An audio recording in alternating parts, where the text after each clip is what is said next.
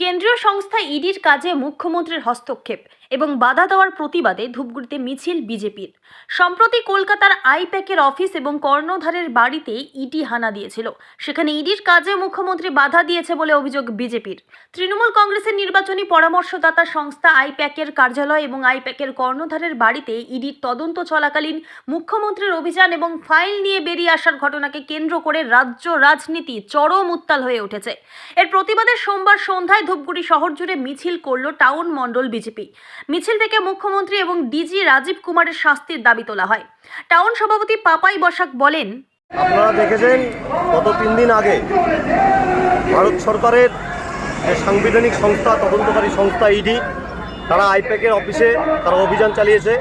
তাদের তদন্তের খাতিরে তারা অভিযান চালিয়েছে। সেই অভিযানে আমাদের রাজ্যের মুখ্যমন্ত্রী, এই নির্লজ্জ মুখ্যমন্ত্রী গোটা বাংলাকে যেভাবে বদনাম করেছে, সেই অভিযান থেকে ইডির হাত থেকে ফাইল, ল্যাপটপ এগুলো কেড়ে নিয়ে যেভাবে উনি বেরিয়ে এসেছেন, আজকে তারই প্রতিবাদে আমরা ভারতীয় জনতা পার্টি ধূপগুড়ি টাউন মণ্ডল কমিটির পক্ষ থেকে আজকের এই প্রতিবাদ মিছিল আমাদের। এবং এই মিছিল থেকে আমরা ভারতীয় জনতা পার্টি আমরা প্রতিবাদ জানাই, আমরা দাবি জানাই অবিলম্বে এই মুখ্যমন্ত্রীকে গ্রেপ্তার করতে হবে এবং এই মুখ্যমন্ত্রীর সঙ্গে থাকা যারা যারা ইডির কাজে বাধা দিয়েছেন তাদের প্রত্যেককে চিহ্নিত করে তাদের প্রত্যেকের নামে এফআইআর করে তাদেরকে অবিলম্বে গ্রেপ্তারের দাবি আমরা ভারতীয় জনতা পার্টির পক্ষ থেকে জানাচ্ছি। মিছিলে উপস্থিত ছিলেন সাংসদ জয়ন্ত রায়, বিজেপি নেতা আগুন রায়, টাউন মণ্ডল সভাপতি পাপাই বসাক, মহিলা নেত্রী রাধা মল্লিক সহ দলের একাধিক নেতৃত্ব এবং কর্মীবৃন্দ। ধূপগুড়ি থেকে ভাস্কর মোহন্তের রিপোর্ট, আমাদের টিভি।